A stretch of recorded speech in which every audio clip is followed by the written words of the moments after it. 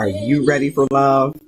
Hi, I'm Marcus Holmes, the facilitator of the Love and Stuff community, and we're ready for you to join us on the next episode of the dating game. Forget all of the social distancing. Let's get up close and personal online. And who knows, you might make a heart connection that will lead you to a private Zoom room date. Inbox me now at Marcus R. Holmes or at Love and Stuff for your opportunity to connect closer while we are so far apart. Stay safe and be well.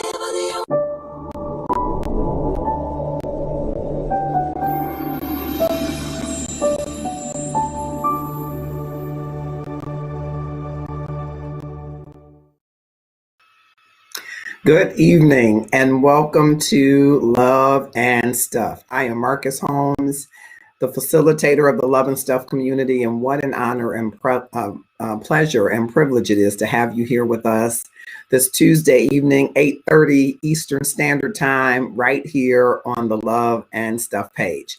I hope that you will click share and tag a few folks to join us in today's discussion that comes straight from our inbox. Many of our topics do. And we'll be sharing from our inbox a very interesting topic, life after infidelity. I wanted to take a moment to encourage you, invite you to go to our Shopify page and to check out the merchandise there.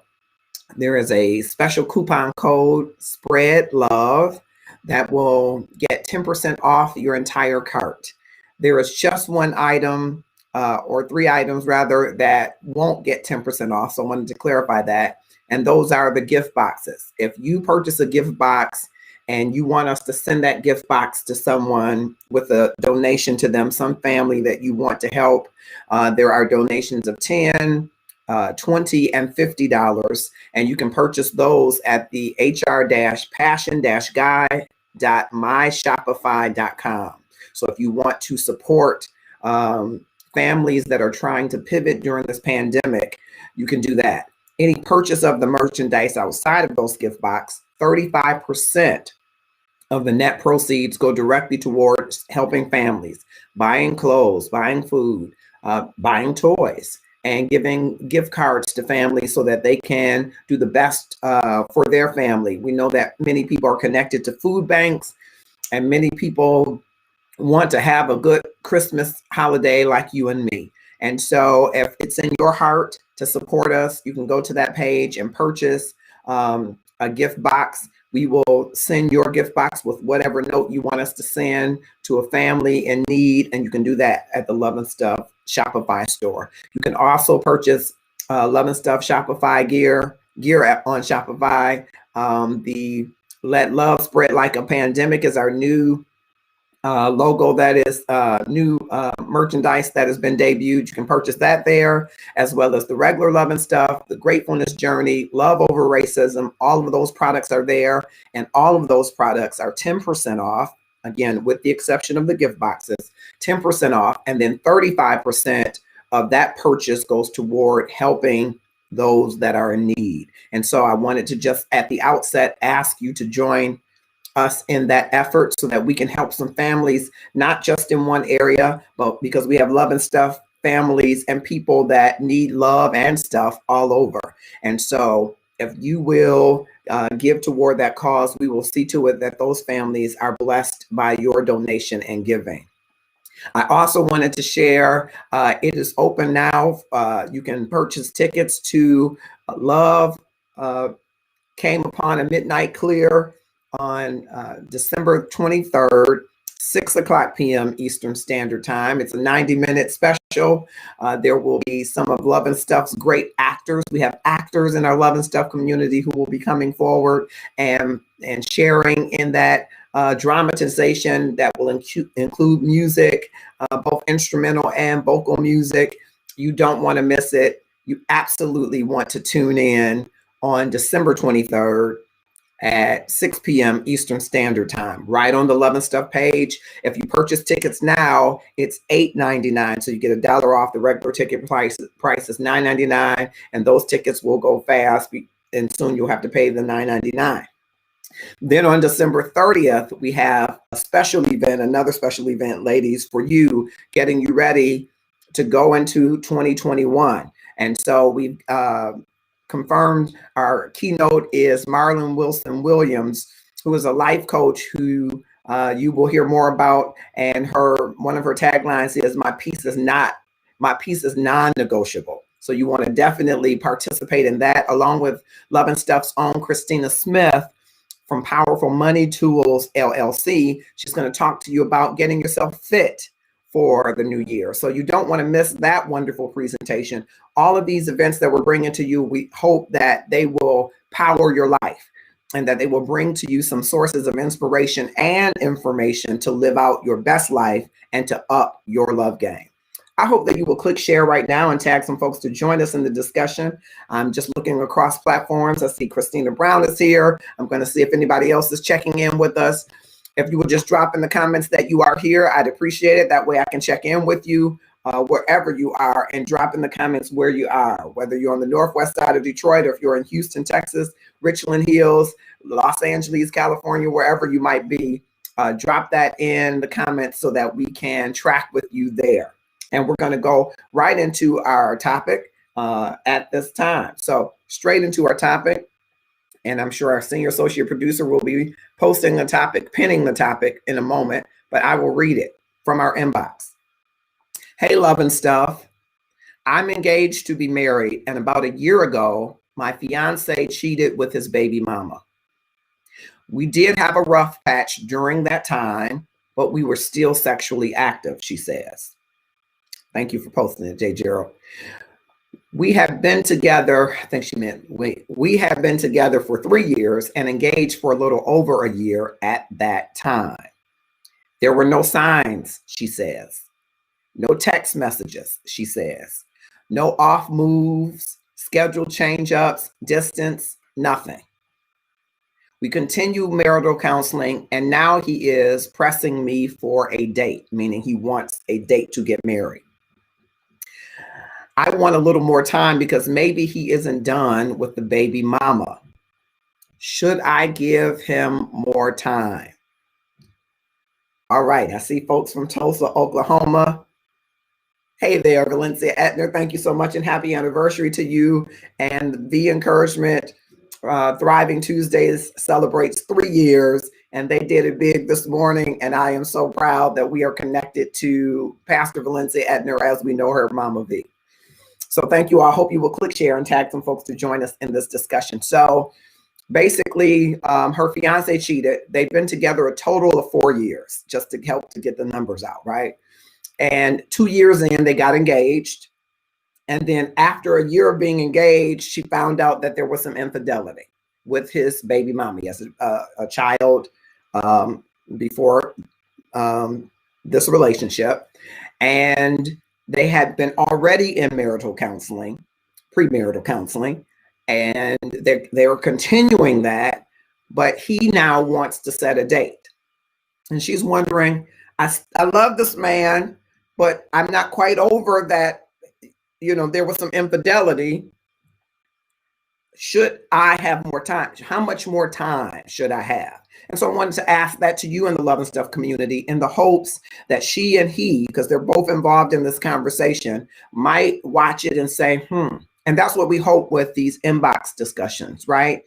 That somebody that's listening might say, you know what? I could handle this differently. I could up my love game differently than I had planned to. That's our hope in these shows where we come from the inbox. It's not just to bring somebody's situation and have something to talk about, which that's good. I like that. But it is really to inform them and inform ourselves about what we think about relationships and where we are. And if you can glean one thing from the show today and apply it to one relationship, if you can improve the communication in one relationship, we have accomplished what we set out to do, because communication can help you up your love game. So I want to hear from you. J. Gerald will drop the link in the comments if you want to come live and talk with me, or you can just fill up the comments, and either of those work. I hope that you are clicking share right now to have some folks join us in the discussion. And while they're joining us in the discussion, Mama V, come on real quick. I won't keep you. You know, I always say that, but I really mean it this time. Just to put your face out there. Not that people don't know your face, but I want to plug your face for a different reason. So click that link and come on real quick. It's trying to give me a little bit of Oh, there's a strong signal. All right, that's what I need to see, a strong signal. So while she's doing that, and while you're clicking share, I am going to show you a commercial from Christina Smith of Powerful Money Tools, and we will be right back. Welcome to Powerful Money Tools LLC. At Powerful Money Tools, we are here to prepare for your future. We want to talk about financial freedom. Financial freedom is budgeting, credit building, and also financial education. So once again, welcome to Powerful Money Tools LLC. We can't wait to help you in your financial future. Thanks, Christina Smith, a part of our Love and Stuff community and a business owner. If you want to get your finances together, you want to reach out to Christina Smith. She's connected to us in this Love and Stuff community, and she'll certainly connect you to the resources that you want. Thanks again, Christina Smith. I'm looking for Valencia to just pop in because I want to tell you a little bit more about this event that's happening on the 23rd. And I know that you've heard her and she's cooking something. You heard her from the pulpit. She's going to be doing something a little bit different on the 23rd. Not different for her, but different for us. We don't really get to see it that much. So I hope that she'll pop in for a second. I'm going to go back to the comments. I see that. Oh, James Williams has joined us. Thank you so much for coming to Love and Stuff, sir. Love you. All right. So back to our topic. J. Gerald dropped the link. Valencia doesn't have the link. All right. Let me help out. Or maybe I shouldn't help out. Maybe I should just let you. Oh, now he didn't put the link in the comments. You got it? Thank you, J. Gerald. All right. Going back to the topic. So basically, they've been together 4 years. And leaving out of year number 2 or going into year number 3, however you want to look at it, they got engaged. Okay. After a year, she learned that he had been unfaithful with his child's mother. Okay. And they continue premarital counseling, which is a great thing. I'm glad that they're in premarital counseling because not everybody does that these days. And he is ready to get married. He wants a date. Let's set a date. And she's saying, hold on. I don't know if you're really ready for this after that infidelity. And she's wondering how much time should it take for me to get over it? And, you know, I asked the question, if it's taking a long time to get over it, is that something you should be thinking about? Why it's taking so much time? Why it's taking so much time? There might be something that's informing you to say, you know, that hair is standing up, that uncomfortableness in your shoulders. Anybody ever experienced that? Been in a situation where something just wasn't right, and you should explore that, but how much time should you explore that? You know, a lot of people that I broached conversations with, and as I, you know, often do, talk to people in the inbox, some people say, no, he cheated, that's it. Baby mama, no. She's gonna always be there, no. So that's why I put in the description if, because some people in their mind says, no, I would not continue after infidelity. The reality is that there are people who would continue, and we don't serve any judgment on them for their choices or reasons why. Different people would find it to their advantage to stay. I'll say it that way. And some people can move past infidelity, right? But I put in the description, if your fiance cheated, in this case, her fiance did cheat, but if your fiance cheated and wanted to, at some subsequent point, move forward, would you be saying, no way? All right, hoping that Valencia will join us, all right? All right, I see Darren Williams. Hopefully, if he's still here, he will join us, okay? Slight little freeze there in the screen. Okay. All right. The link is there. I hope that you can click on the link and join us. I want to hear from you. What do you say? How much time would be applicable? I mean, it's been a year since you learned about the infidelity. How much more time if you decide to stay? I know some people are saying, what? I'm out. I'm out of there. Some people say, I'm going to stay. I I love this person enough to forgive them. Now, some people say if he's going to cheat this early in the relationship, he's going to cheat. But what do you say? All right. I have the lovely Valencia Etner, Pastor V. Not ready? Okay. All right. I'm going to give you a second. And Joshna Patillo has joined us. Thank you so much. I hope you will click, share, and tag someone to join us in the discussion. All right. Okay. All right. So I'm wondering, give me some likes or loves if you absolutely want more than a year, even if you don't see any signs. Because remember, in the description, she says she didn't see any signs. And I often believe that signs are there. Sometimes we ignore them. Sometimes we don't recognize them as signs or patterns, but they're there. But she says there were none. She didn't know she has access to his phone. And I had the opportunity to speak to him via inbox. He says she has access to my phone. And it wasn't a text situation. It wasn't a situation where he used the text to engage his child's mother. He didn't really have to, because he would have the occasion to go over there, right? And so he didn't have to send her a clandestine email, or he could just say, I'm coming back later, or however it worked out, right? So she didn't see these signs that she thought she should see. And because she didn't see these signs, she was floored completely.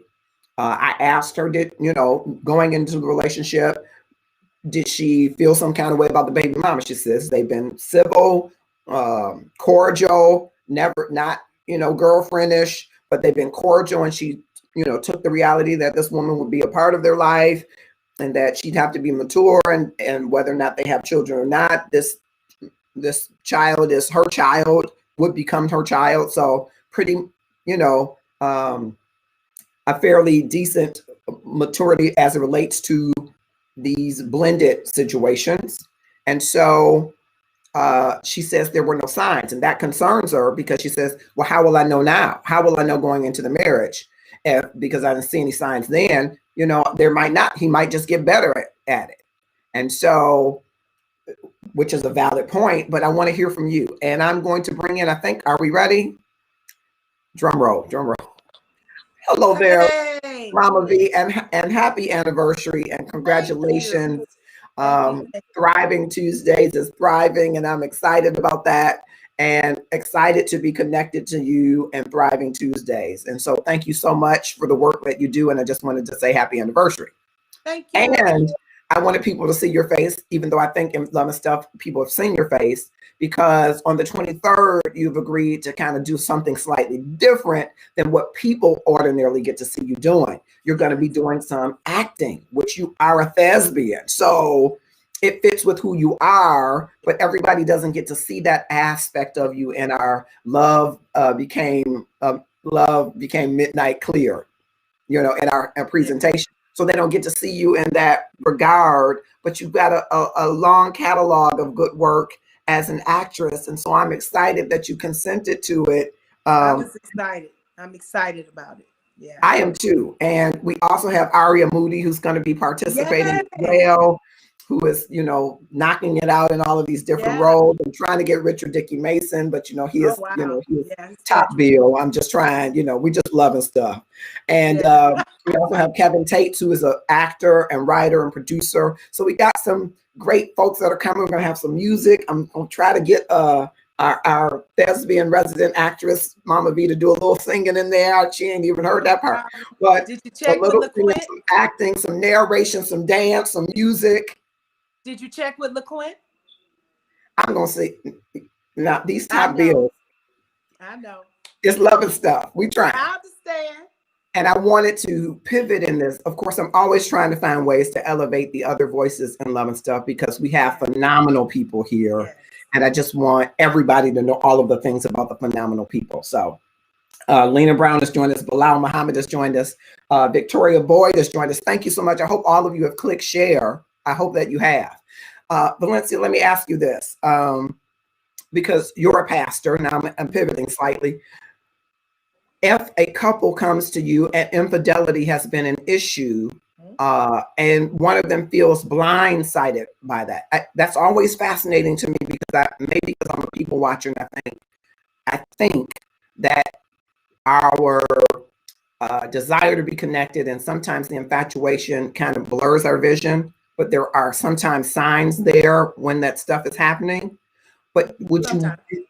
so, yeah, is there a time frame that you should be trying to get over infidelity, or if it takes longer, isn't that a big concern? Let me just say it like this. In the old school, Mm-hmm. they knew it may come, but they expected it. Mm-hmm. And if it came, they dealt with it. Mm-hmm. We didn't have a lot, they didn't have a lot of choices. Mm-hmm. You Mm-hmm. know, they were people of faith most of the time. Divorce was a scary thing for them. They did not think that that was really an option. So Mm-hmm. a lot of people put up with a lot. And I'm not going to say women because that's a misnomer. A lot of men put up with, unfaithful wives, Mm-hmm. But here's the thing with infidelity: when it's discovered and when you choose not to part at the moment that it happens. Mm-hmm. And that's important. Mm-hmm. If you choose to stay after you know, then what you've said is, I'm staying with my eyes wide open. And whatever we need to do to get back to a place of trust, that's what the process is. And the person who's been unfaithful cannot say, I don't want to talk about this anymore. I don't want to hear about this anymore. Don't keep bringing that up. Are we ever going to get over that? I don't know. And I don't know how long it's going to take. But Mm-hmm. in the meantime, you got to do whatever it takes Mm-hmm. to keep reassuring me, to keep making sure I know that things are where they should be. Mm-hmm. And if you get irritated by that, then that means that you're not really into making this be. Now, by the same token, if you stay, work on it. Don't use it as a reason to beat them up every day, because that's something we'll do too. We'll beat somebody up every single day. Yeah. And use it as a hammer over their heads. And people do that in relationship. And I'm saying people. There are people who want to say, yeah, women do that. Nope, people do that. Because what I found over the years is that women recover from a man's infidelity, Mm-hmm. but men never recover from a woman's. Wow. Wow. Wow. I'd love to have more discussion on that part of the topic, because I did, ask that, but it's not the case here. But Yeah, a lot of the guys I talked to in the inbox said it's a done deal if she correct. cheats. I Correct. said, but oftentimes it's the guy, and then you want her to stay. And he said, I can't It's really cultural. explain that phenomenon, but I cultural. definitely would not. I said, wow, that's very fascinating, It's because Mhm, It's cultural because mhm, we expect boys to be boys. mhm, We expect men. My aunt says it like this. This is wisdom from her. She said, men need an opportunity, women need a reason. hmm, hmm. Wow. When men have an ample opportunity, chances are, unless they are really focused on their own internal choices, they Mhm, will take the plunge because they had the opportunity. mhm, Women need a reason to cheat. mhm, mhm, mhm. I want to ask you this, and I'm going to make that our hashtag, I think, to some degree. Bilal is saying, wow. Omar Bradham has joined us. Omar, I hope that you will click share and tag some folks to join us in this discussion. I think it's going to be tough for her because the for lack of better terms, the mistress, I hate to characterize her as a mistress, but No, the and, baby and don't. mama. No, and don't. And let me tell you why. Mm-hmm. Men fall into familiar very easily. Mm-hmm. It's a familiar place, Mm-hmm. if you excuse the way I'm saying it. Got It's you. a familiar spot. And if that wasn't what was wrong with their relationship, if it wasn't that the sex wasn't awesome, it was just the Mm-hmm. rest of it, Mm-hmm. then if she's willing to only deal with the sex, because it doesn't sound like she's trying to upset their relationship. Mm-hmm. It doesn't sound, based on what I've heard, that she's looking to get him back. Mm-hmm. They just had good sex as a couple. Mm-hmm. And so it opened the door. And the reason she never saw it is because it wasn't something that was a deal breaker for the ex. The ex was like, okay, I don't want you back, but that was good. Mm-hmm.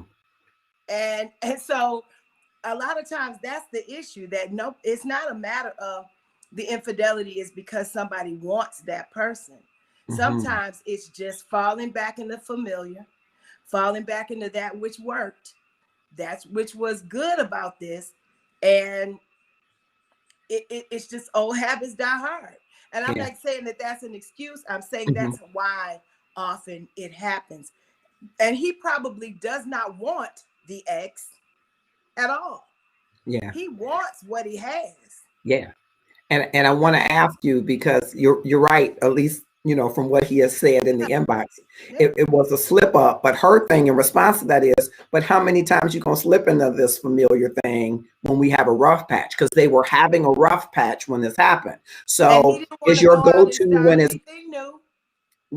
when is your go-to when it gets rough to go to it? And how do I live with that if that's the case? So that's what but does more Here's, time here's really? a red table discussion. Mhm, And as a real woman, she may have to have this discussion. mhm, It's time for her and the ex to have a discussion. mhm, Not a nasty discussion. You all mhm, have been civil. Don't allow him to be able to come to you when we're struggling. mhm. And when I say red table is because even though I think there's some things they discuss they shouldn't, I do like the fact that Jada will put it all out there. Mhm. And sometimes, we are cryptic because our egos are in the way. No, if this is your life, this is your life mate, and this is what you really want for your life, and that is the only thing that is an issue with you all, and that's not your deal breaker. Obviously, it's not, because you're still there. Then it's time to have the big girl Patty's conversation. Yeah. I want Sister to ask Barbara. you. I'm going to ask you about that in 1 second. Yeah. I'm talking to Valencia Etner, who is pastor, lead encourager, thespian, Mama V in our community, and we're talking from the inbox about a woman who is trying to decide whether she should go ahead and marry her fiance who cheated about a year ago, or if she needs more time to come to that decision. Of course, the object of the affair is his child's mother. And so that adds a different layer for her, because she's always, her being the fiance, because the mother of the child is going to be in the picture, right? And so she's trying to determine whether or not she should continue in this relationship. So we'd love to hear from you. Drop your comments in the comments.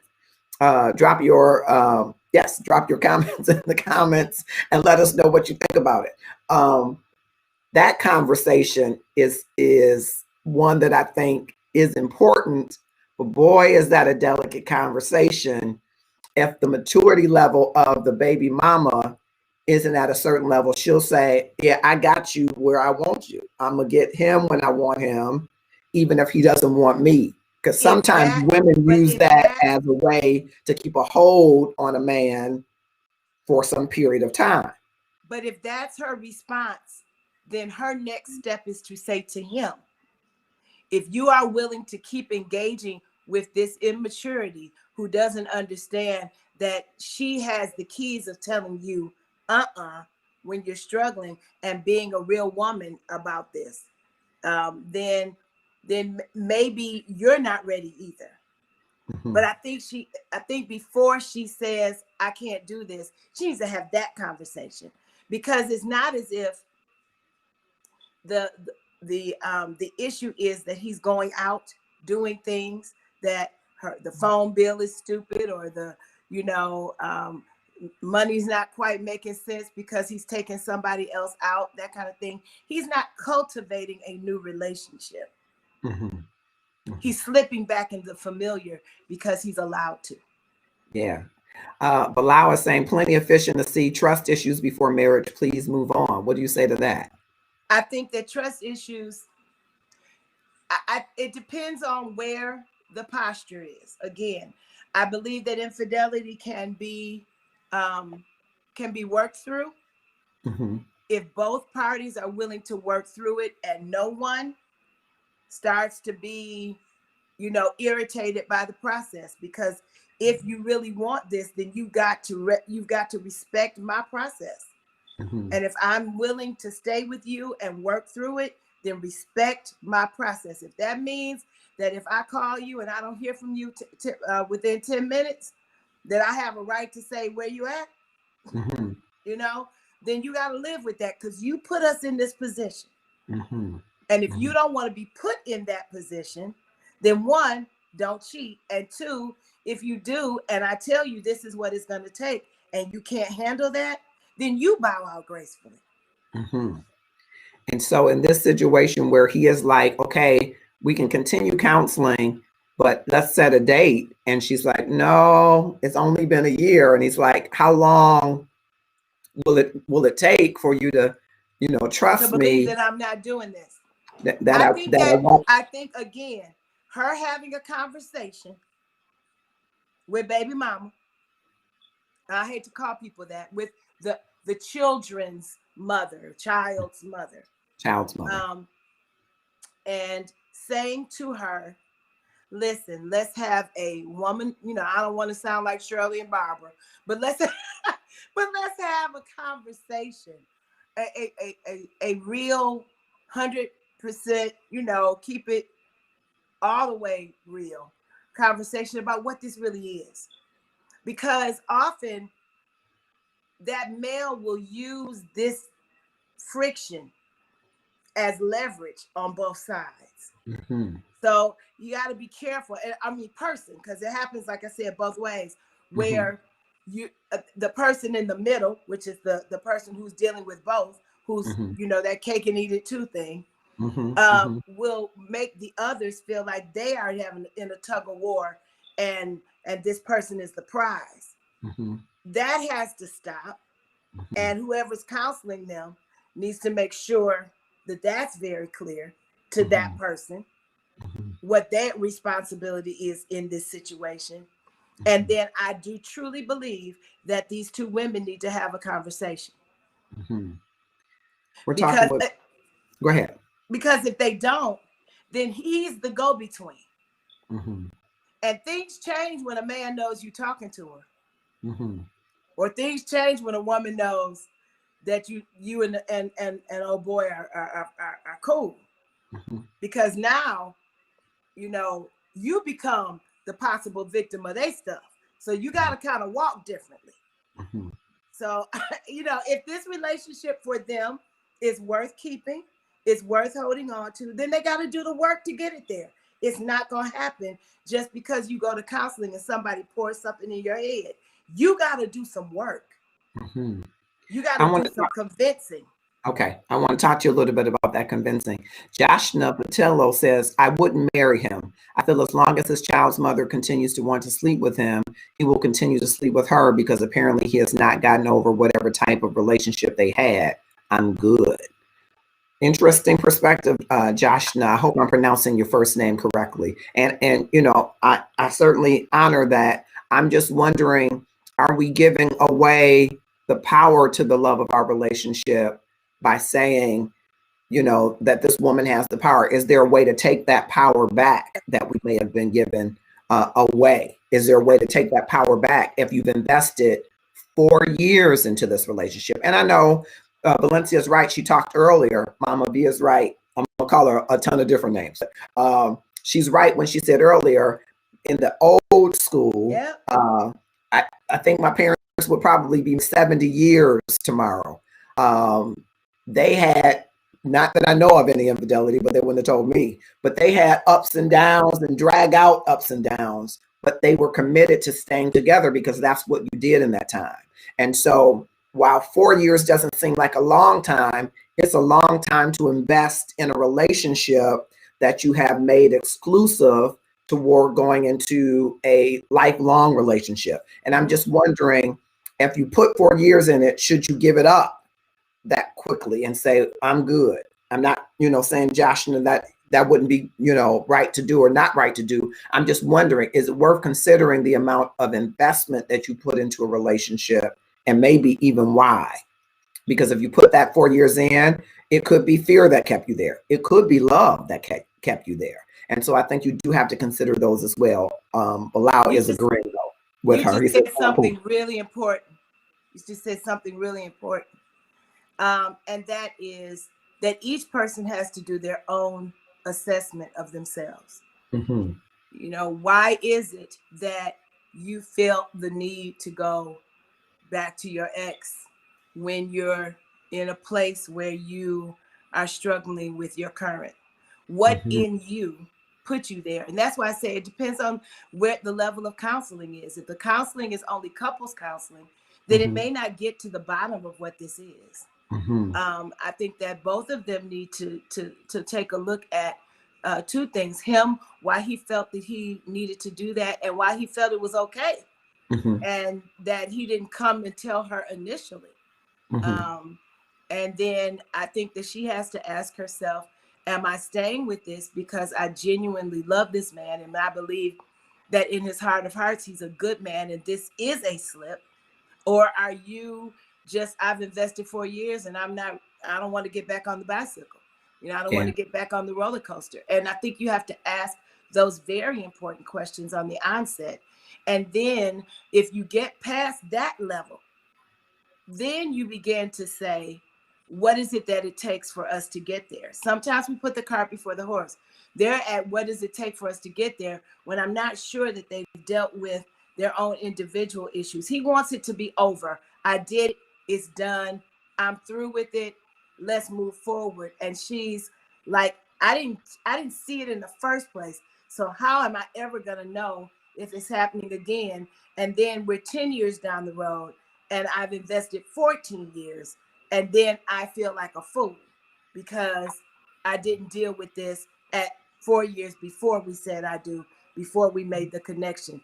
Again, this is an individual issue first, and then a collective one. Yeah, I love something among the great sage advice you're giving. Something that you said earlier about, I lost that thought. Something you were. Sorry. No, that's okay. I'm going to jump back to the comments as I know that thought will come back. Sandra Beavers has joined us. Jerome Rutledge, I'm so glad you both joined. And Kamal Williams, our associate producer, thank you so much. Josh Nabatillo says, I have put 7 in and no changes. And Josh, I would love to talk to you about the changes that you're hoping for versus the changes in behaviors. Because if the behaviors aren't changing, there are reasons why.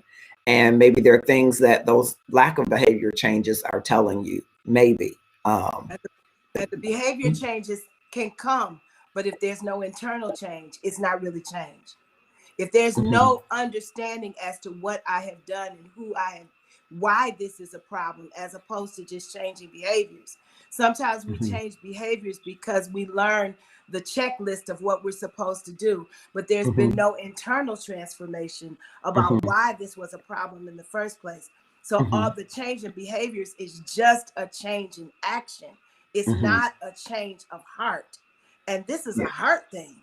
And if the heart doesn't get there, then eventually the behaviors will fall off. Yeah, I was thinking I was using behaviors in a different way. I think you were saying actions, because I think when you have a heart change, you have a behavior change versus an action change for formality and protocol. I think I'm remembering what I was going to say, though. The guy having individual counseling, I think, is important because I think what you said earlier, which I hope J. Gerald grabbed it to make a hashtag. I'm probably not rephrasing it right, but men look for an opportunity. And I must admit, and Mama V, you know this because you've known me since Jack was a pup. I guess I made up a saying. You know that opportunity is not lacking. And that was one of the shields that you taught me early on. Well, you could do anything, but you got to ask yourself, should you? And what's the residual effect of what you do? What's going to happen with that? That was the first thing. I think the state convention was at Chapel Hill. I don't even know if you'll remember this. It was young. I mean, we used to have 800, 900 young people from all around the state. And people are running in and out. And there are tons of places in Chapel Hill where you can hide. I learned that. And I went running past and you said, well, there are a lot of places that you could be, Yeah. but should you? Yeah. And so I learned those lessons about, okay, you could have the freedom to be with a lot of people, but should you was really the start of discipline. But the average man, I don't know if we're taught that. Average man is taught, well, it's a smorgasbord, but you shouldn't eat everything. Well, I have the opportunity to, so I'm just going to keep sampling to my taste and just see what it's like, because that's the way that we've been reared and groomed. Yep. And so in that individual counseling, how important is it to start to address your own discipline? You gotta own it. You gotta own your stuff. Mm-hmm. You gotta own your stuff. That's growing up, y'all. That's what being grown is. Owning your stuff. I own my stuff. I know what it is. I know my struggles. I know my weaknesses. I own it. I don't always like it, but I own it. And we've got to own our stuff. Otherwise, we find ourselves having those moments where we're like, I don't know why this happened. I don't know why this keeps happening to me. Because you won't stop and look at what it is and who it is you really are. Then you can maybe shape it to be a little different, or decide, here's the caveat. I like that about me. I don't want everybody to know, but I like that. And so I'm just going to be real discreet about how I deal with it. And I'm not going to lose it. So people have to really own their stuff. And I think often we don't want to own our stuff. We want to blame somebody else for what it is that happens to us. Yeah, Bilal says hashtag own our stuff. J. Gerald saying least way of resistance is not the best way. I'm saying men need opportunity, women needs a reason. Yep. Cheating goals. That's the hashtag. Yeah. Because the goal of your cheating, a woman needs a reason. A man just needs an opportunity. And so listen, I will say this. This out real quick. Let me say this, because I got a few minutes and I got a meeting, but let me say this. Here's the other hashtag. It's not really a hashtag. But listen, a happy woman has no reasons.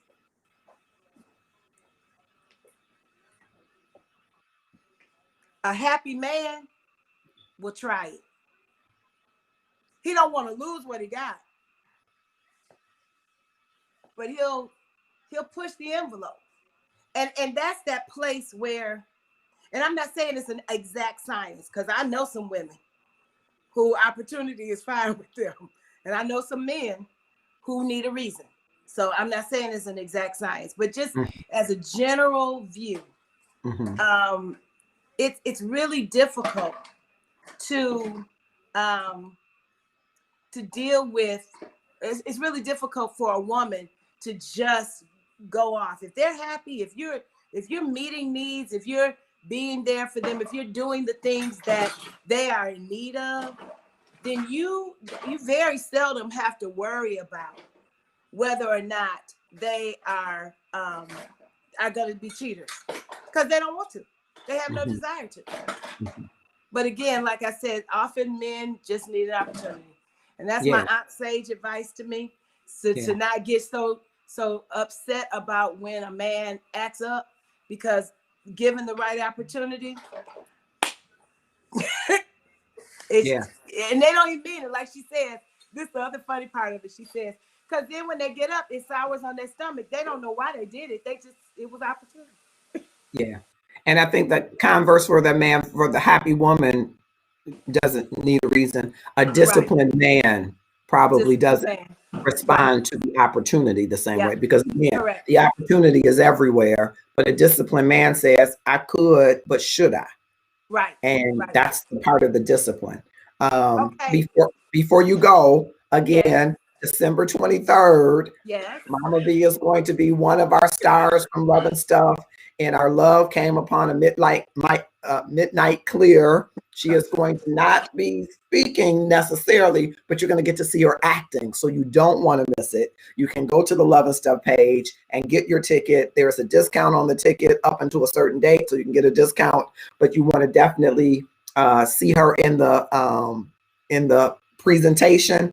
And congratulations again on 3 years with Thriving Tuesday. Thank you so much. Thank you. Right. Love you, Love and Stuff community. See you soon.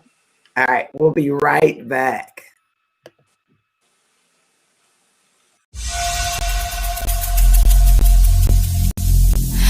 Every single day, I'm gonna make something great. That's my way. Every single day, I'm gonna make something great. That's my way.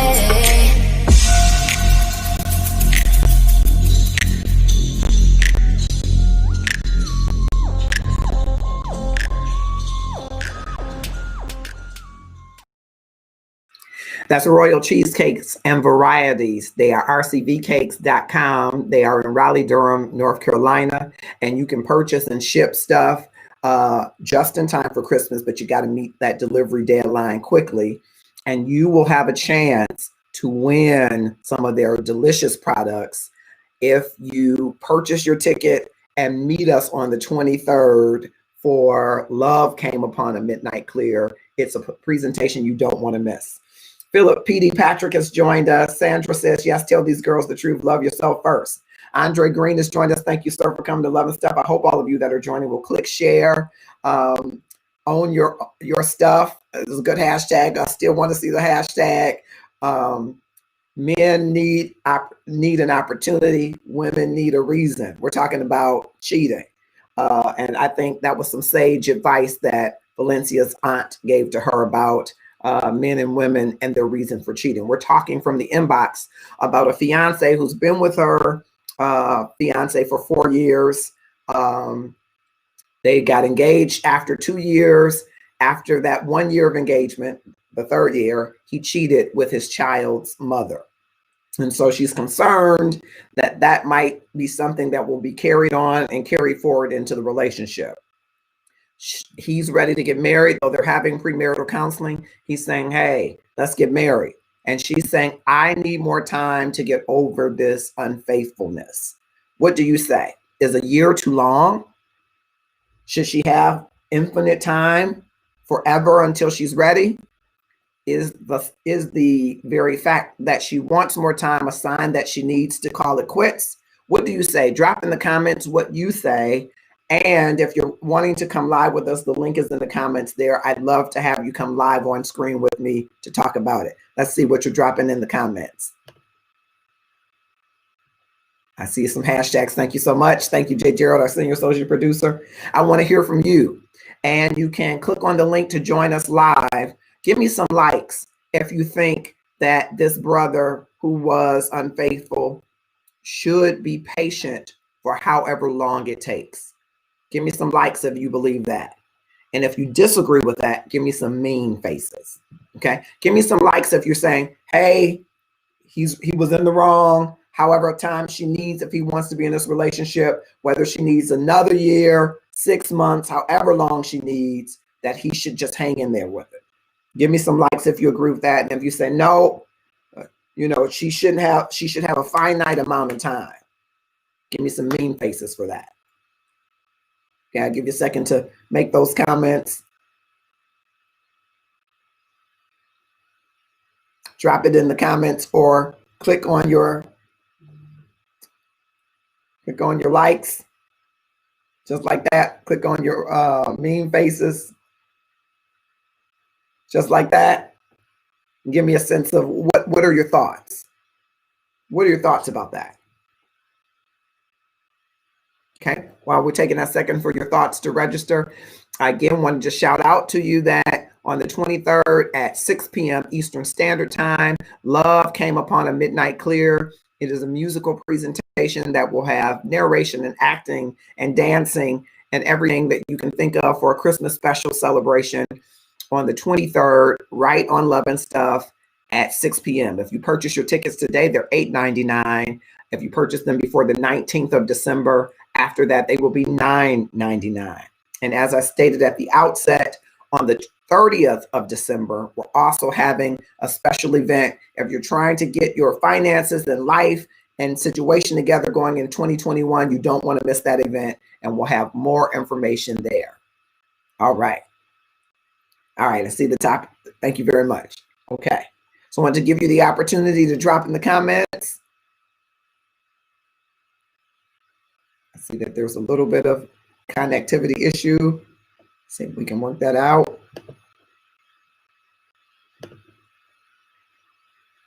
No business like show business. All right. What do you say? Let me go back to the comments. I don't know if Joshna is still here and Sandra is still here. Click on that link. Come and talk to me a little bit about it. Joshna, you had some great comments, and being 7 years in and no changes, I want to talk to you a little bit more. I'm hoping that you will click that link and come and share. I'm glad that this couple, and I had the chance to talk to them via inbox, are still having counseling. They're still in the counsel sessions. Oftentimes, couples, especially if they're not getting married in the church, and I don't knock that you're not getting married in the church. I think you should, but I'm not knocking it. I think that the marriage is a covenant ordained by God. It is an expression of the intent of his vision for how we would express love in a romantic way. I do believe in this free world, free will of world. We know that from Adam and Eve, if you believe in that. I do. That there is a continuum along which you might make choices about relations and relationships, but I think God has a design for how he wanted to express that relationship. And so I think it is appropriate to get married in the church. It reflects the relationship you have with God. Or if you are in the building of the church, you're under the auspices of it, right? So if you decide to get married in a park, you still bring together a covenant under God in the presence of other people, acknowledging the covenant that God would bless, is what I think I'm saying. So people get in relationship, and sometimes they don't get the counseling that you heard Mama be talking about for themselves as an individual whole that you bring into relationship, and then the counsel of coming together. I think those are two different counseling paths, if you will. Each individual person might be bringing some things that they need to reconcile, and it'd be good to just at least have some counseling to see whether or not you have things that you need to reconcile before joining together with someone else. And so I think counseling is great. And I know that not everybody does that. I think it's what I started out to say. Not everybody does counseling. So it's great that this couple is doing counseling. And I want to applaud them that they continue the counseling, even though there's been a breach in the relationship. Some people would say, hey, I'm not going to continue this. This has not been effective. Sandra Beaver says, once a cheater, always a cheater. Long as that baby ma going to let him, she need to walk. Don't waste no more time on him. And so, Sandra, that's why I want to call you in. I want to ask you, so does that mean that people cannot change? That there is no way to change? Not getting married in church, well, hell, they're not getting married. Who ideal was it not to get married in the church? No, I'm saying, the point I was raising, Sandra, is that they are in counseling, which a lot of churches require that, right, for you to have some counseling. But if you're not getting married in the church, someone might marry you without the counseling, I guess is what my point was. So, and some people, because they're people of faith, get married in the church, and some people because that's what they believe they should do. But not everybody gets married under the auspices of the church, where there might be counseling baked into the process, is what I was trying to raise. Timothy Brown Sr. has joined us. Thanks for coming to Love and Step. I hope you will click, share, and tag some other folks to join us in the discussion. So Sandra, I hope you'll click on that link. And Joshna, I hope you'll click on that link as well, because I'd like to talk to you more. Sandra said, once a cheater, always a cheater. I want to explore that. Why do you say that? Can somebody change? Can you change? Can you, is that cheating a part of who you are, or is it a behavior that you can unlearn or learn? I'm interested to talk to you about that. Joshna says, I'm really good friends with people that I have dealt with that have cheated. I just felt we were not vibrating on the same level to be a couple, and I'm good with that. Got it. Okay.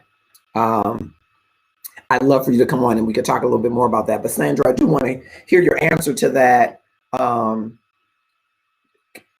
Can someone change?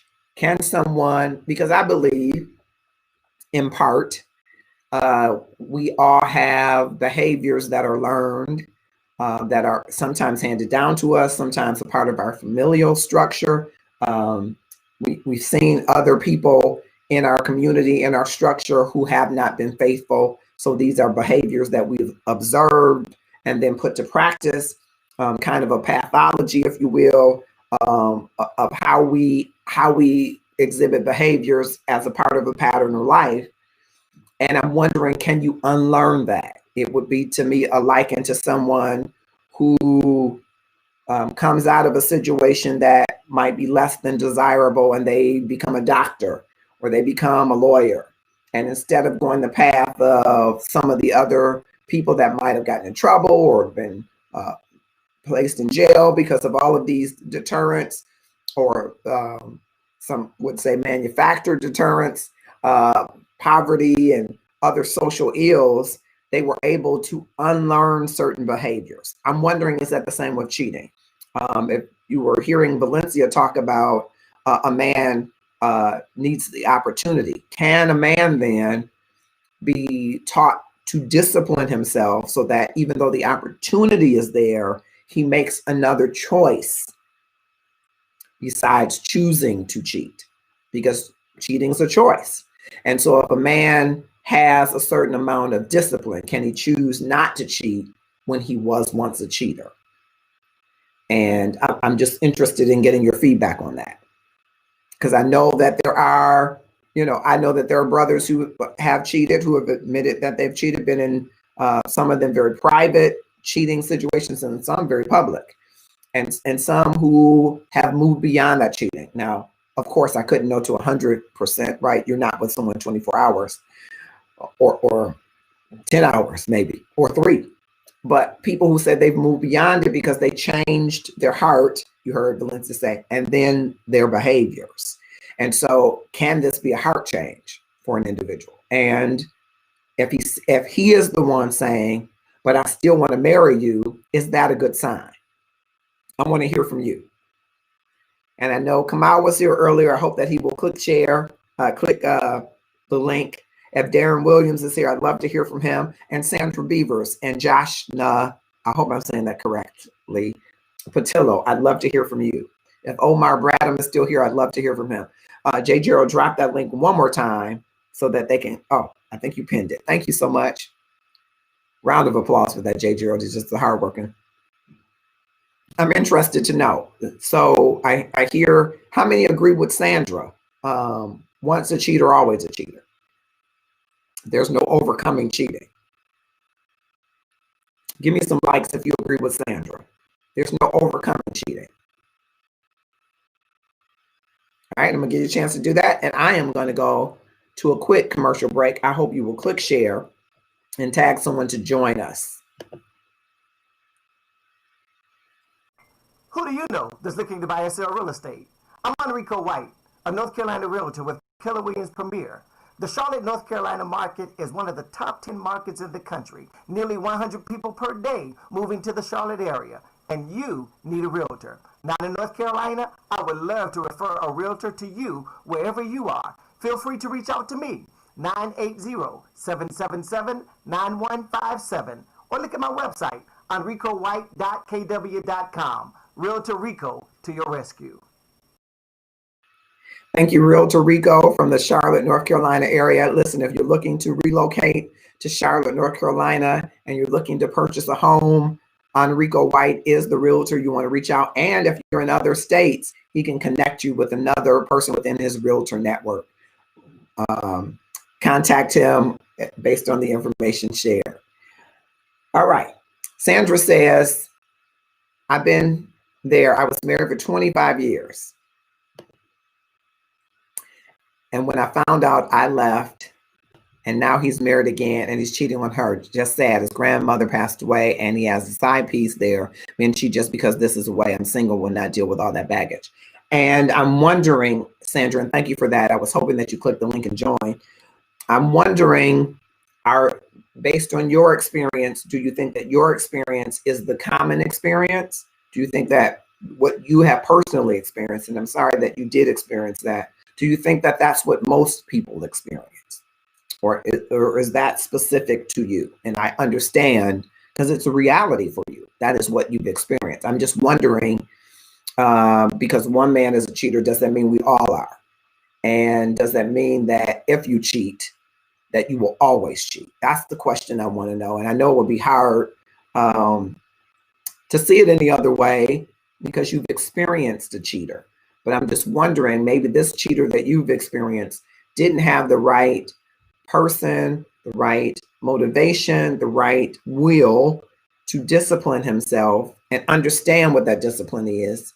Because as Valencia was saying, a lot of men have been socialized that boys will be boys, men will be men, that it's okay to, I don't want to say philander, I don't want to say womanize. It's okay to just kind of play the field, be out there.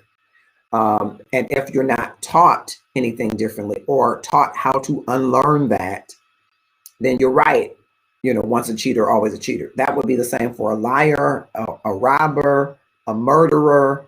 God help all of them. But I'm wondering, is there the possibility for redemption? And does that redemption, is it tied at all to a heart change? All right. I hope that you will share with us. We're at 9:32. And I'd like to keep the conversation going. And we're trying to get close to our hour. So I'm just going to double back to a couple of the things I want to make sure that you heard from the inbox. This couple has been together for 4 years.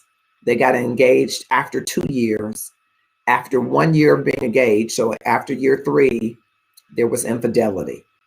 And they stayed engaged. Okay. And I just want to put a pin right there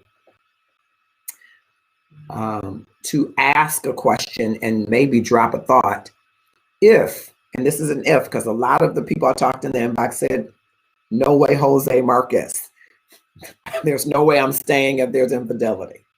Okay. Some more men said that than women.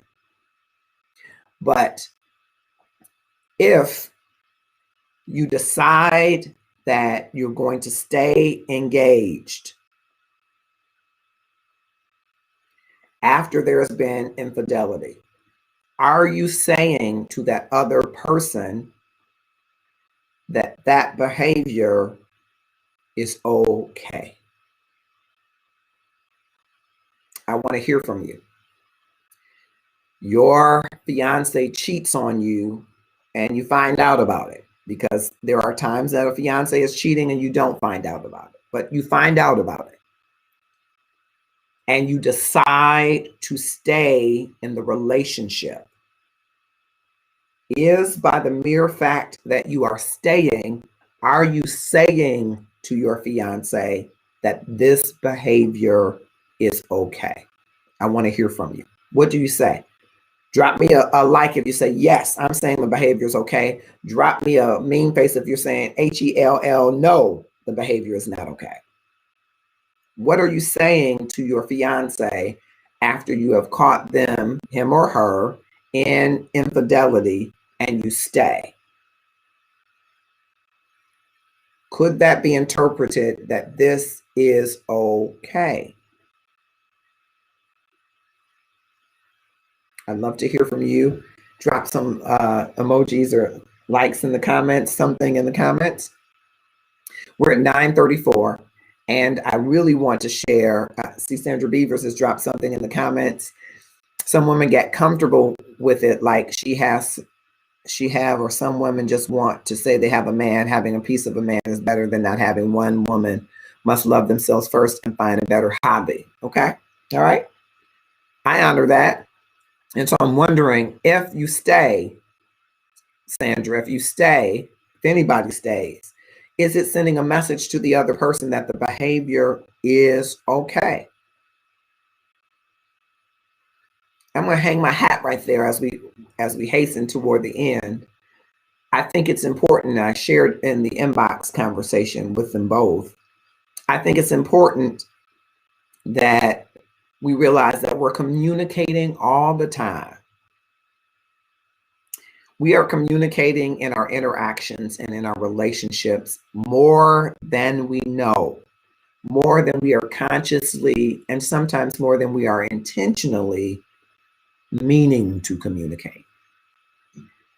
You communicate in your relationship based on how you interact with each other, based on how you honor commitments and follow through, based on how you move in integrity or lack thereof, without necessarily saying, I'm a person of integrity, right?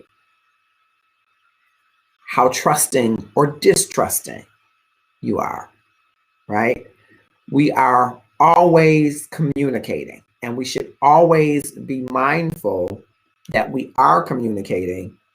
That's why it's so important to live in the center of your authentic self, I believe, because if you are being who you are, good, bad, ugly, or indifferent, you are more likely going to be communicating who you are, and there won't be mixed messages. Okay? And I say that because in this relationship, although she says there were no signs, and I'm not in the relationship, so I can't say that there were or weren't. I just know that there almost always are signs. We just aren't listening and watching the communication that's happening. Okay? So if you have a rough patch in a relationship, you are communicating in a rough patch in a certain way. And you have to be mindful of the communication when you are having rough patches in relationships. Because during those rough patches, you're often communicating, and sometimes intentionally, about how you feel about the relationship, the person, and the rough patch. And it's important that you hear, and maybe not just with your natural ear, maybe with an inner spiritual ear. You hear what someone is saying, because what people are often saying to you is, this is how I respond to rough patches. No, they're not saying it with those words, but they're saying to you with actions and behaviors, this is how I respond in rough patches. And you should be taking notes, because people are speaking. Their life is speaking to you. And you are speaking back when you say, I understand that was a rough patch, and I'm going to stay in this situation. And I don't say that that's not a good thing. You can stay in the situation, but know that you might very well be communicating to someone, or say it differently, you might be teaching someone how to treat you. So if you decide to stay and you are not clear about your intentions as it relates to behaviors that are not acceptable, your message of staying could be saying to someone, you understand that this is okay. You got to be real intentional about showing someone, whatever stage of relationship, what you intend to communicate about the future of that relationship. And I don't say to couples break up. I don't. I'm probably not going to say that to any couple. I'm going to send them to a counselor. I was talking to someone in the Love and Stuff community. I'm not going to tell them to break up. I'm going to say you need to have counseling. Because if you are sitting in the seat of desperation or anger or betrayal or depression or frustration, you should not make life-changing decisions sitting in that place. You should be seeking refuge and healing so that you can be in the center of the best of yourself when you're making a decision to stay or go. Hurting decisions aren't the best decisions. And quite frankly, sometimes when we're hurting most deeply, our desire is to share that pain with the person who has hurt us. And that's not a way to move forward in a relationship. It could be a way to move backwards in your life. So I would say you pause and you come to some determination that if we are to go forward, Here is the new constitution for our relationship. Here are the new criteria for our relationship in order for us to go forward. Because when you accept the old way, you might get the old result. And the new way might require the work that you heard Mama V talk about. You have to do your work, right? I sound like a Iyanla Vanzant, right? You have to do your work, whatever that work is. For some men, it is the work of discipline because there are so many open plates. I'm so glad that Tamuk is not here to tell me that yams are available. But there are so many open plates and opportunities for brothers. It requires discipline for you to say, I could, but should I? And when you are in a loving, committed relationship, it is discipline. It's the discipline and that love that says, I know I shouldn't, and I won't. Because the opportunity is often easily presented to you. But I would say pause. When you are hurt, when you are broken, when you are depressed, when you are angry, when you feel betrayed, or, when you feel frustrated, all of those characterizations. Stop, pause, work on your healing, and set your new criteria for a relationship. Because sometimes, not an exact science, but sometimes when you proceed as if nothing is happening, you're telling the other person that nothing is happening that will bring me pause or break up this relationship. How much time should it be? It's the amount of time that you both need to become whole individuals that you can join together and have life after infidelity. So it might be a year, it might be 3 months, it might be 6 months. But the sign that you measure is whether or not the continued work brings a person that's showing up in a different way. Now, I think it says a lot that he wants to get married. But even still, the love that he may have for her, as genuine as he feels for her, lacks the discipline about the boundaries of relationships that need to be set in other areas. And that's up to him in his healing journey to ensure that it happens.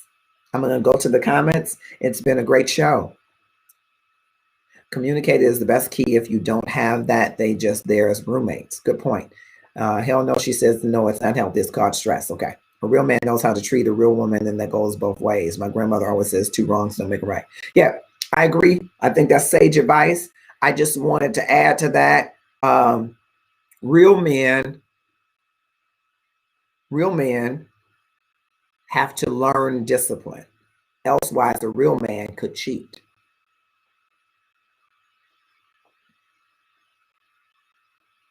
A real woman has to learn that there's no reason to forsake a relationship. Elsewise, a real woman could cheat. I believe there are some really good brothers out here who made the mistake of not developing an individual discipline before they decided to be exclusive. And if you don't develop that, and if you had a pathology, if you had a history, if you had a life space that lent itself to boys will be boys, get what you can get, hit it and quit it, all of the things that you might have been taught or seen or observed or modeled after, if you don't create for yourself a different path, it's easy to go down that path. Now, we could talk for a while about why it's easy, but because it can't be easy unless there are some women that help to facilitate that. Film at 11. But it's easy for the average brother to go out and go out. More difficult to say, while I could, 7 days a week, I could, should I if my desire is to have a continuing, loving, growing, maturing relationship with one woman. And until that resolve happens for a brother, good brother or not, smart brother or not, handsome brother or not, talented brother or not, wealthy brother or not, broke coming up brother or not, he will struggle with the discipline that should accompany that love. Well, the woman at my job says they got married for security, not love. Some people do. You missed that show. We talked, Sandra, go back and watch it last week and comment on it. Some people do. Some men do the same thing. They want a stable woman who can give them some children, who can cook some food, who they know is going to be there through thick and thin. And I don't say that you shouldn't have security. I'm saying the design, I believe, that the quintessential love that God designed is an expression, an outpouring of a covenant between two people, that these two people are going to love each other, not for the sake of security, but for the sake of love as a bond and reflection of the great love. And that's a little bit more than security, right? A little bit more than compatibility. So you marry somebody for security and he loses everything. What do you have? We talked a little bit about that last week. You marry her because she's thickums, I heard somebody say, and then she becomes thick, thick, thick. I almost used a different word. What do? You marry him because he has a 6-pack, and then he has an 8-pack, then a 12-pack, then a keg. What do? If you're marrying for what is today, or marrying for the future development of a maturing love, so we all seek some sort of security. It's a whole great show, Sandra. I'm going to have to invite you to do it. And I love it that your parents showed you to be an independent Black woman. I love that. And I'm hoping if your heart's desire is to have a real disciplined man, I know 25 years is a lifetime. I think Bilal, if he's still here, would tell you it's a lifetime to be married. 25 years is a long time, and I applaud you on that 25 years. But if you desire to have that love again, or anyone who desires to have it, I'm hoping that you will be open to love in a way that requires both security and discipline on top of the expression of God's love as it flows from him to you, through you, to others. This has been a great show. I'm Marcus Holmes. I am the facilitator of Love and Stuff. Please don't forget that on the 23rd of December at 6:00 p.m. Eastern Standard Time, Love Came Beyond a Midnight Clear, a musical celebration. It's a Christmas celebration you don't want to miss. Some of the stars of Love and Stuff. Valencia Etner will be featured as one of our featured actresses, along with Aria Moody, who's an actress, Kevin Tate's an actor. We got a few others. There'll be music, there'll be dancing. You definitely want to join us. Tickets are right now $8.99 until December 19th, and then they become $9.99. I also wanted to share with you that on December 30th, we got a special event coming, and we'll be sharing more information about that as well, bringing you some different events from our Love and Stuff platform. And we want to help families during this time to pivot during the pandemic.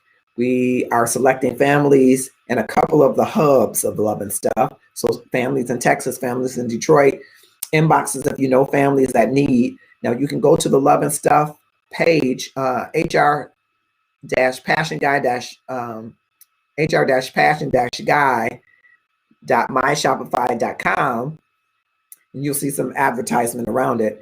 10% off anything you purchase in the Love and Stuff store with the code SPREADLOVE, and 35% of the net proceeds from whatever you purchase go toward helping these families. But there are 3 items on our Love and Stuff store that are not subject to the 10% discount. They are love gift boxes. And so you can purchase a gift box, $10, $20, $50, and we will send it to a family, a gift card to them to help out their family. Or if we have a list and you say, hey, let's get some toys for that family, you can go purchase those now on the hrpassionguy.myshopify.com. Those are not 10% off. We will ship that gift box to that family. Again, if it's a gift card or if it's a toy, whatever it is that you want to mark for that family to help some families during this season. So we hope that you will support the love gift box that is there. So if you go to the page, you will see a section for the gift box collection. Choose whichever one. Put in your comments, if you want this to just be a gift card to the family, if you want this to be toys for kids, we can do all of those things. Do that now on the HR Passion Guy Shopify page. I'm Marcus Holmes. It's been a great show. Why don't you click share and tag someone to help keep the conversation going? I think it's a wonderful conversation, and I know that those that are in the inbox who trust us enough to put their topics out there. Someone said, well, why don't they just come on the show? It would be difficult for some of these topics, for some people to bear their hearts in that way. And so I applaud them and appreciate them and respect their right to remain anonymous, those that choose to, in the hopes that when they watch this show, and sometimes they're watching along with you and I, that they will glean from this information. If they can just grab one piece of information that can help them to increase the amount of love in the world and up the love game in their relationships, we are reaching what we seek to accomplish. What about you? What about your love game? We believe that the quintessential love is God, the Father. He loved us so much that we celebrate in the season that he sent us a special gift in the person of his son. And I know we have all faiths within our Love and Stuff community, but God loved us so much that he sent himself. He sent from himself. Imagine sending your son, sending your daughter. He sent from himself that we might be reconciled to him. God's desire is that you fully experience his love, and that in return, that you fully give yourself in love back to him. And that is a part of that circle, that as you build up your personal constitution around love, that you love yourself, that you learn to love who you are and sit in the authenticity of the creativity that is God designed in you. You're in his image and likeness, fearfully and wonderfully made. And sitting in that authenticity of what God has created in you, as you build that up, that you are then able to go out and love others. How much better would your love be if you were fully confident that you were loved by God, that you loved him back, and that you loved yourself? What a community, what a home, what a school, what a church, what a world we would live in if everybody had that approach. I don't know about you. I need to up my love game to God, my love game to self, my love game to my neighbors, including you. Join us on this journey. It's a powerful experience when you decide that while you know what love is and you've experienced love, that you want to increase it for the greater good of our world, of yourself, and to give back that love to God that he has given to us. I'm Marcus Holmes. Again, this is the Love and Stuff community. You're welcome to join us. You're a click away from clicking follow to join us and to receive notice of all of the wonderful things we're doing, all of the wonderful voices of love that are being elevated in our community, all of the wonderful people that are finding love in our community, and those that are finding love in their life where they hadn't really looked in the places very recently where love is. I believe love is all around us, and we have to become awakened to the opportunity of love in our lives. Love is in your grocery store. I know people laugh about it, but I have people in Love and Stuff who have found love in the grocery store. And love is at the stoplight. Love is in the party store with the cashier that you see every day. And it isn't the cashier that is the object of your love. It's the cashier's sibling. It's the cashier's friend. It's when you show up loving, you begin to attract love to you. When you show up in the center of who you are and you are loving and you are working on increasing your love, that love calls out to love. Love is calling, but we got to be awakened to it. And if you're like me, you've allowed in times past for hurt and disappointment and mistrust and distrust, betrayal and deceitfulness, and all of the other things you've experienced to kind of be scales on your eyes, gloves on your hands so that you can't feel and sense and touch what is right around you every day for you to experience. I invite you and challenge you to look around you in your world. And while you are on a journey to increase your love, see your love right before your eyes. Have a grateful evening, and we will see you soon on the Gratefulness Journey every day or somewhere along the pathway to love.